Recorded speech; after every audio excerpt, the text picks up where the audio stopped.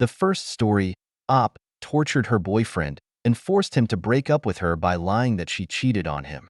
20 years later, she now regrets it after her husband cheated on her and wants to reconcile with her. I realize it's impossible to try to describe what happened in the title, just to clarify that it is nothing like it sounds, and that the post is long. Okay, when I, 34F, was 14, I finally got my life back on track after a rough childhood. I lost my dad, was bullied at school, and simply had some rough years, but I changed schools. I met my group of friends, and someone who a couple of months later became my first boyfriend, Taz's 34, him now. I was really happy. I felt like I had finally found my place. I was doing well in school, had a job, and at least 2 weekends a month, my group of friends and I would leave the town to go to a city on the coast or the capital city, just 2 or 3 hours away by car. I'm from Argentina, and we would go to see our favorite national rock bands. We loved it. We were big fans. It was the coolest thing to do back then in my country. Doing pogo, pushing people to get to the front fence, screaming the lyrics, etc. It doesn't seem important, but it is basically when I was 16. My friend group and I headed to the capital to go see one of our favorite bands, Caballeros, at a place called Chronicles. I'm not going to explain what happened. I'm just going to say that the biggest tragedy in rock happened that night. There were lots of victims, and lots of people ended up hurt. I ended up hurt, and I still have a big scar on my throat. 2 of my closest friends passed away that night. It was a big, big mess. I can never explain what I felt. I remember I started to go out every weekend. I would get drunk. My ARS, I avoided talking about it at all. I would leave the room when someone even spoke about it. I kept pretending that everything was fine. I was fine. In case you're wondering, getting alcohol in Latin America as a minor is not hard, much less in a small town. Plus, I'm from a town where, for some reason, we also go out on Thursdays, and in Latin America, we usually leave clubs and parties around 6 a.m. on Fridays. I would show up drunk at school, but that was common, so no one realized. Thomas was there, supporting me through everything, working hard to get a smile out of me every day, trying to get me to open up but not pushing me too much either, and hugging me when I needed to, and well, our relationship grew stronger despite my going into a darker hole. When we graduated, we moved to the same city to keep studying, and I decided that it was time for me to cut the bull. I got a part-time job, worked hard to get the best grades, made new friends, and stopped partying so much. I thought I was fine, or at least I wanted to convince myself that I was, but with time, I realized that I wasn't. We were like 20, and I remember I started to drink again. I hated myself. I felt miserable. I had nightmares that night and felt even worse because I thought I was being ungrateful. I survived, at least in my mind, feeling like this was pathetic. Mental health, well, we didn't speak much about it then. It was taboo to go to therapy during this time. I started to treat Tomas badly.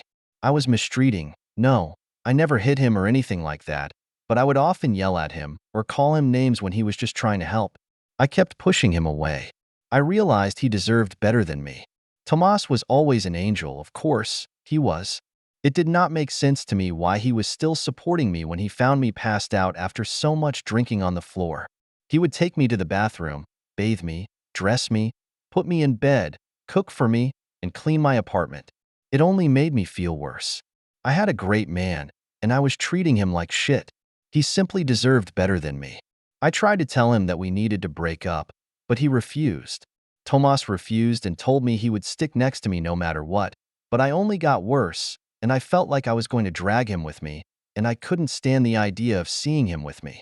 So, after thinking about it, I made a choice. I did the only thing I knew he wouldn't forgive. Well, I told him I did it. I told him I cheated on him with a guy from my work, a friend he was jealous of. He was upset, confused, angry, sad, and felt betrayed. Of course, it was heartbreaking to see him like that, but I knew it was necessary. He was much better without me. I was just a deadweight back then anyway. He left. I simply did not see him again afterwards. I didn't call him either, and I didn't search for him, even though I wanted to. After I graduated, I got a full-time job, and I got tired of feeling miserable. My mom put me in contact with survivors. I'm going to clarify that many survivors had killed themselves or tried to. Most of us ended up with serious mental health issues, as you can see, and they ended up convincing me to start therapy. I stopped drinking for good, and well, it was all really hard. Finally stop avoiding reality and facing my problems, accepting that I needed help. The process of opening up was hard but worth it. Countless are the nights when I just stared at the phone, wondering if I should call Tomas or not. I wanted to call him, tell him I had lied, apologize for everything, and thank him for everything he did for me. I have to say that Tomas did call to check up a few times, but I always decided not to pick up. I heard a lot of voicemails from him while he was drunk, asking how I could do that to him, but he would still say that he loved me and he asked how I was. I forced myself to never answer. With time, his calls stopped. I got better and started to go back to my old self slowly. I started dating again, started to have more fun, and eventually got married and had a daughter. Life did get better for me, but all that goes up goes down, and my husband ended up cheating on me. Karma, I know. I divorced him and was able to buy my own house and get primary custody of our daughter. My daughter has been the light of my eyes, and even with everything that has happened lately for her, I would never let myself fall into that depression again. I was and still am happier than ever. Anyway, I got in contact again with Tomas like 5 months ago. He found me on Instagram and just sent me a DM, and we started to chat to catch up about life. He also had a kid, a 5-year-old son, but he's not with his mother. It was a one-night thing, and they have a good co-parenting relationship. He has him 2 weeks a month. The thing is, we started to meet up again. We were just friends at first, but then we started to hook up. We would go on dates, but we never talked about the cheating. But finally, I confessed that my feelings for him were back. Tomas told me he was feeling the same, but wasn't sure about starting anything again with someone who had cheated. That's when I chose to finally open up about what happened in the past, about how I was feeling and how I didn't want to drag him with me. So, that's why I chose to lie about cheating on him. Tomas was shocked. He got upset, and I remember how he left. He called me later and told me I shouldn't have lied to him about something like cheating and that I should have just told him that I didn't want to be with him anymore. I explained again my side and told him I would rather him think really bad of me to be really sad for a while, but eventually move on than drag him with me to my dark hole. He just told me that he was an adult who could make his own choices and that he just wanted to be there for me. I told him I didn't regret what I did but apologized for hurting him and handed him up, and we haven't talked ever since. He called me yesterday, but I didn't pick up. I wasn't ready to talk with him yet. I have been processing all this information. Despite not being the best way, all these years, I believed I had done him a favor with this. Even though it hurt him, it was the best for him also. I was not even close to being good enough to be in a relationship. Honestly, I don't know. I do know it wasn't the best way, but I had no reason to reject him. I knew he would have been able to convince me that he wanted to stay with me despite everything. I has no consensus bot, but op had the majority of Ida's, several Ntas, and Nas relevant comments, op on not loving Tomas in the same way he loved her when they were together. Op, I do love him, and I love him like I never loved anyone in my entire life. That's why I did what I did because, on top of everything, I couldn't even stand to keep hurting someone I loved so much, and I still love him more than anything. I'm planning on talking to him this weekend, face to face, when everything is calmer and my daughter will be with his father. I already opened up to him about everything and apologized for what happened, how I treated him, and how I handled things, but he was still upset, and honestly, he has every right to be. Anyway, thanks for the comment. I really appreciate it. Obnoxious Popper Ida, justifying your behaviors by explaining trauma after the fact, so you don't have to hold the bag anymore, is crap. Now he feels like garbage twice, and you don't have the baggage anymore. Good luck, Op. Op, I didn't actually write about my trauma to justify my actions, but to explain why I thought it was the best choice. Explaining and justifying are two different things. Back then, I felt like a dead weight to him, and like I've said, at least for me, the last thing I wanted to do was drag someone I loved so much with me to a dark place. Of course, he felt like crap when I told him I cheated, which, like I said, I did not. But in my mind back then, it was better for him not to stay with me. Even if I had broken up with him, he would have stayed around because he is and always has been an awesome guy. But to me, he deserved better. A toxic relationship can only ruin you if you stay there. The cheating was like ripping a bandage. It hurt, but he will eventually feel better. Now, a toxic relationship will progressively ruin you. Update. Unfortunately, my post fell on the side full of red pill and cells and annoying bots that I didn't even read or couldn't comprehend, and I realized this just by reading the first sentence. I don't really care. I didn't even bother to read those comments, to be honest, but I couldn't get much useful advice, which was what I was looking for, but I got a few, and I appreciate them, honestly. Anyway, I'm going to start by clarifying that everything I wrote about the Croman tragedy, I only wrote for context. It was over 19 years ago. I only wrote it to explain the place where I was, how my mind worked, and how I was feeling. I would never ever come to ask advice about something like that on Reddit. Come on, be serious, for the love of God. I'm saying this for all the people who acted like psychiatrists and psychologists and even tried to make a diagnosis out of a Reddit post. Seriously, even if it was with good intentions, it is dangerous and really irresponsible to do so. I don't have PTSD. I sought professional help after graduating from university. I graduated 13 years ago. I saw psychiatrists and psychologists, and I never got diagnosed with PTSD. I had depression and anxiety. I could never explain the amount of pain I felt after the tragedy and how it only got worse because I didn't seek help right away. It took a lot of work, but years of therapy and support from friends and family finally made me get back to my old self. Not fully like I wanted to, but to a point I didn't even recognize myself. I'm saying that for the ones who told me I was toxic, and I guess I was on point, but the others were never the problem. I was so self-destructive back then that I thought the best would be to push everyone away, but like I said, that was so long ago, and I'm not even close to being like that. I repeat, I wouldn't be so irresponsible as to get into another relationship, get married, and have a child when Thomas and I first started to date again. It was like the first year of our relationship, healthy, fun, and full of love, not like the last year of our relationship, which was definitely the worst year of my life. I've talked about it in therapy for years and years, and I put it behind me years ago. Now, it's just something that marked me, but that is my past.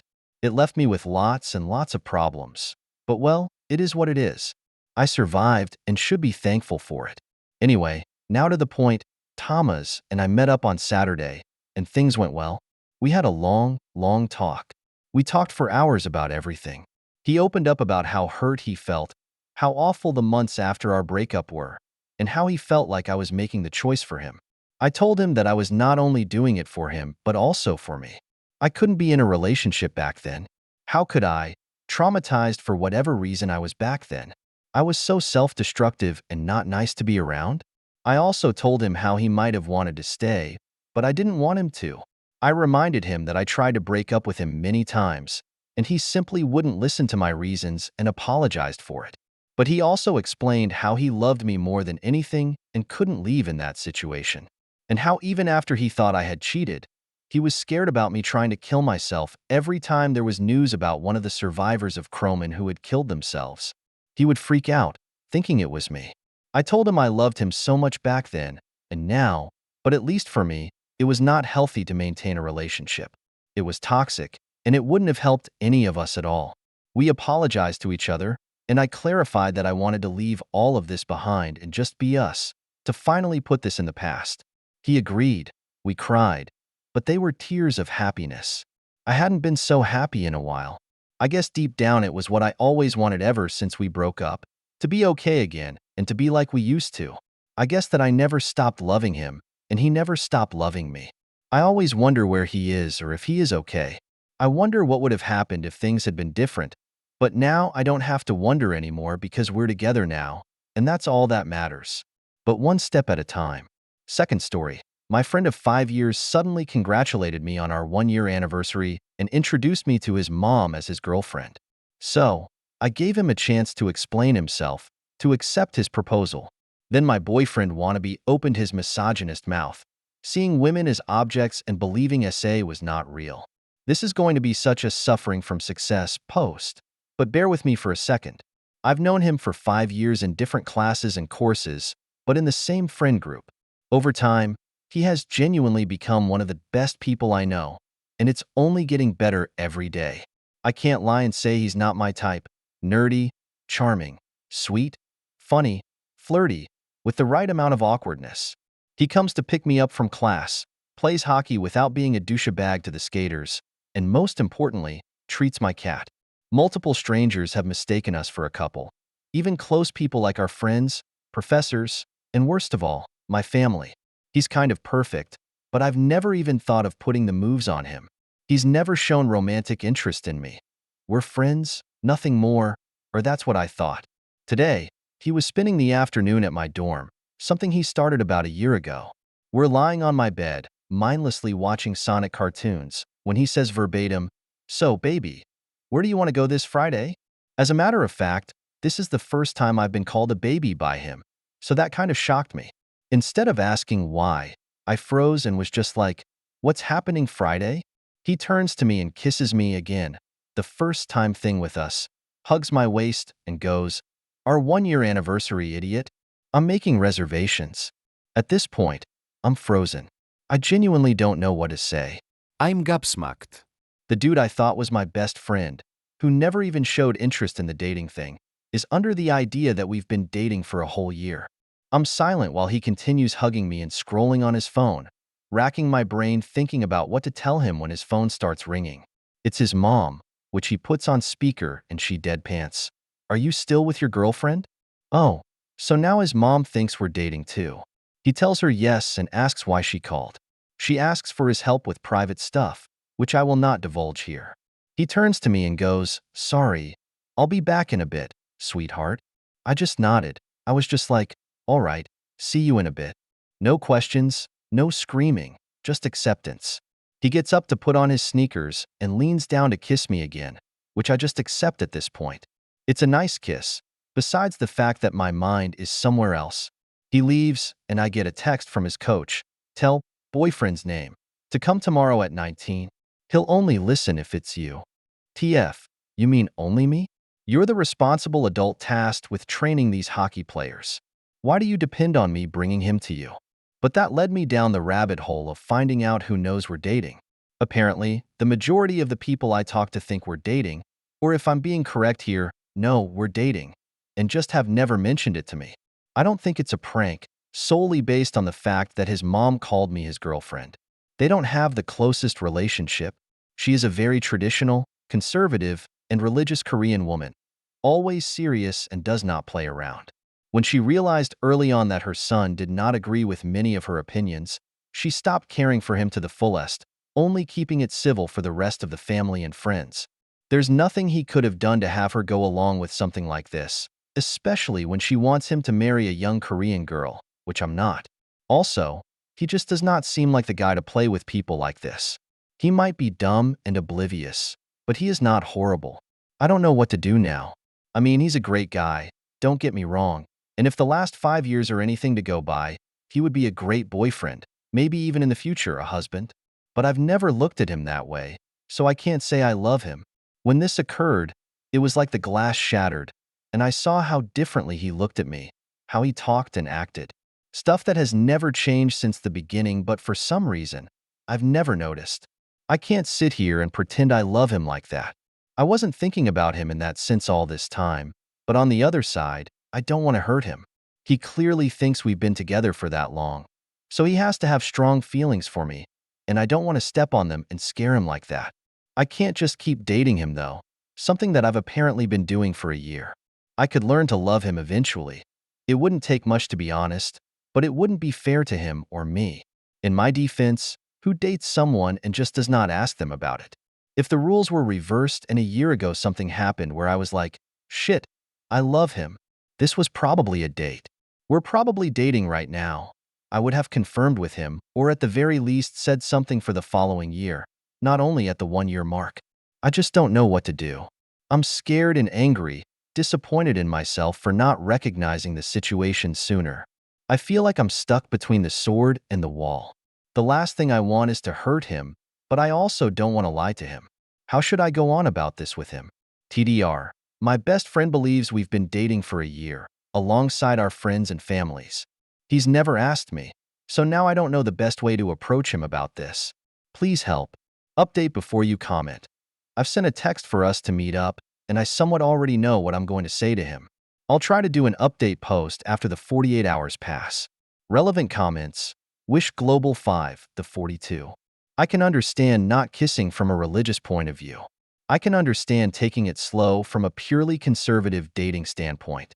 I cannot, on the other hand, understand why you have no pet names for each other. Is anyone from Korea? How do you guys do stuff over there? Maybe it's a cultural thing.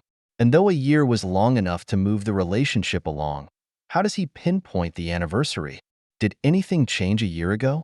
OP replied, I'm white, and he wasn't born in Korea, but his family still holds traditions even in a foreign country. There were no pet names because there was no relationship. It was never even suggested. Nothing really changed a year ago. Worth noting, I went back to check on messages and Google Photos. Nothing important. I've already sent him a message to meet up after practice, and he said yes, so I'll have a talk with him soon. Update. It turns out he's just dumb and sad, or maybe crazy and psychotic. I did give him way too much benefit of the doubt. I read a lot of comments and messages that were sent to me privately about what I should do. A big thank you to everyone. The majority of you were nice and helpful. Also, a big sorry for the sweet lady wishing me a happy future marriage, which is not happening soon. And to the people saying it was fake, if I had created a good love story, I would have sold it to Netflix, HBO Max, or Wattpad instead of being a loser and asking Reddit for fake help. I brought it up with my psychiatrist, showed her the Reddit post I made and a few of the messages I've received, and she basically had the attitude, hey, remember that great guy? Well, he's a piece of shit now, so let's learn about moving on and not reminiscing on a broken friendship, which I think is the best way to go about this now. To be honest, I don't remember much because I wanted to cry from the moment he started talking. Also, I was quiet and only spoke very little because I did not want to make a bigger scene than it already was. I just let him talk for a few hours and then dipped towards the end. He was shouting and unpredictable. People were looking, and I just wanted to go home. I decided that we should meet up in a public space before his practice.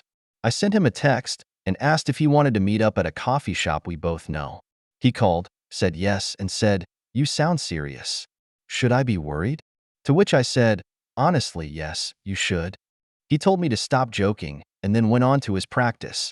Fast forward a couple of hours, and I'm sitting there, and he comes in, sits in front of me, and thanks me for the food I ordered for him. We start eating. I'm a nervous wreck, and he realizes this, which led to him asking, "Are you really okay? You didn't seem good a while ago, and from what you said, I'm actually worried now." So, I laid it out for him. I asked him why he thinks we're dating, why everyone else does so, and what led to him thinking that. Now, he's just quiet, and I'm just looking at him and not saying anything. Stuff after this is a bit fuzzy because I just wanted to cry. This next shit came very out of the blue for me as well. It's just effing weird looking back on it. He said something like, "I didn't really think we could actually date if I asked you up front." To which I replied, "That's how relationships usually work though, you ask." That led him on a tangent about women in general, opinions that he shared with me, and said to my eyes with no regret. What I saw in front of me was no longer my best friend of 5 years. It was a boy who grew up to be a man and to have a very damaging idea of women. I could assign it to immaturity, but he had nicer things to say when he was 14 than what he told me now. I just interrupted him and asked what led him to think about women this way since he never let his family, most predominantly his mother, influence him into these antiquated ideas. I don't think even the most conservative women in the world would say what he said, but his mother still has some not-so-nice beliefs about women. He was quiet for a while, and that did give me some pity until he opened that mouth of his again. You know, there's this podcast that let me know everything I needed. "Oh, so you're a Tate fanboy now?" He starts arguing and yelling that it's not him, but that they know what's right and wrong and how things should be. And to be honest, I'm not really listening to him at this point. I just want to get out of there and cry. I'm listening, but nothing is registering. Some of the milder things he started yelling are about women and our relationship with food and how we should have a limited amount. How we're so vulnerable and emotional, ready to blame men for everything, and how we start yelling at every minute inconvenience. Which is funny, in hindsight, how menstrual stuff was a hoax, and that I was no doubt lying when I couldn't walk for my period pains because I wanted his attention, and that no girl can possibly feel a greater pain than a man. He also said that when we were talking about his course, something to do with car parts, it was not cute and sweet of me, let alone women in general, to act dumb and pretend clueless because that does not make me more appealing. I genuinely don't effing know how a car works. My effing bad. I tell him that if this is all a big joke, it's not funny. He interrupts me and talks about how he listens to these men but doesn't tell anyone because he knows I and our friends wouldn't agree. He tells me I'm not a perfect woman, whatever that means, but that he would still like to date me but couldn't tell me because I'd say no and ruin his fantasy. I'm crying now, and people are noticing, so I just want to get out of there immediately. I tell him, not verbatim but along the lines of, "You're so effing stupid. You genuinely could have dated me if only you had asked. You could have had everything, but you started listening to the opinions of guys who have nothing. How sad can you be to pull a stunt like this instead of asking like a normal person?" He starts yelling that I'm wrong and that they know what is right, starting a whole rant that I don't have the strength to listen to. I stand up and start walking, and he grabs my arm. More people are staring. I tell him to let go, and he only does it when I threaten to call the police. I left, telling him to never speak to me again. I am now home. I've blocked him on everything and told some friends what happened. They were all shocked by how he acted and what he said. One guy did tell me he was always easy to influence, though. I asked why they thought we were dating, and they told me it was how we acted like a couple. I guess that one is on me, combined with the fact that he told them yes when they asked, and since the behavior checked out, they just never thought to talk about it with me. I'm not responding to any of them right now, to be honest. I'm moving cities in a few months with my family. I used to cry about it nonstop because I'd have to leave all my friends here, including him, and that was the last thing I wanted. Now, I'm kind of glad I don't have to worry about bumping into him. I just feel distraught. Like that was a nice friendship. It was a pillar of my childhood, and now it's just gone. He said and did some nasty things, even if it was in the span of a few hours. If, up until moving, he comes up to me personally or tries to pick me up from class, I'll repeat that I do not want him in my life anymore. If push comes to shove, I'll call the police. Not that I'd think they'd do anything, though. I'm also sharing my location with both my older brother and father. Yes, it might be a bit delusional and not needed, but you never know. He was a great guy, and we did have a good friendship up until he decided to view women as objects and date one without asking because he deserves it.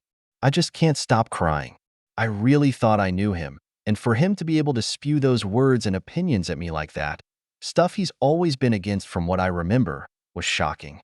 It's only been a few hours, but it's already weird not to have that constant text or call happening. I feel like it's kind of empty, but I don't want someone like that next to me.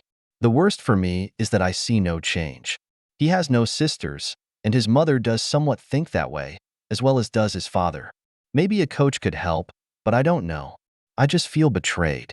I guess it feels stupid to say, but it's true. I mean, I get men like this every single day. Every girl does. It goes from professors who know me to drivers who are seeing me for the first time. Comments vary from just telling me I'm pretty to more gruesome stuff. I'm used to it. I just never expected it to be someone so close to me that I trust. I don't know when he started thinking like this, but now it has me feeling all gross and dirty. If he thinks like this about me and never says it, I don't even want to know what he thinks about our mutual trans friend, or what his opinions are actually like when he's always been nice and respectful to her. It does help me chuckle a bit that some of the things he said were just so textbook misogyny that it seems he learned them on a Joker Sigma Instagram account. That is so stupid it's kind of hilarious. If you omit the part where he says rape is not a real problem. So, that is that. I thought I had a nice friend by my side, but I guess not. Never trust a guy, even if you grew up with him. They'll disappoint you eventually. Edit. You know what? Some of you guys stink. I thought this was a sub to help and give advice, and yet I'm still getting DMs over this being fake and overall clowning me. I'm sorry if I write in a weird way, but this shit did happen. Do you guys only believe women when they show up dead in the news? I know it sounds insane. It also did to me. But please mind your words if you're not going to say something helpful or nice. Don't say anything at all. I'm already having a horrible time with all of this. And to have Reddit men up my DMs saying I lied and discrediting me because it's not possible he'd do that. Shut up, please. I'm begging you. I should have never posted this here to begin with. I might just delete it altogether since apparently men only know how to point and laugh at a woman's experience. Thank you for watching the video. If you are interested in listening to these kinds of stories, we've got more in store for you. Simply subscribe to our channel, hit the like button, and share it with your friends.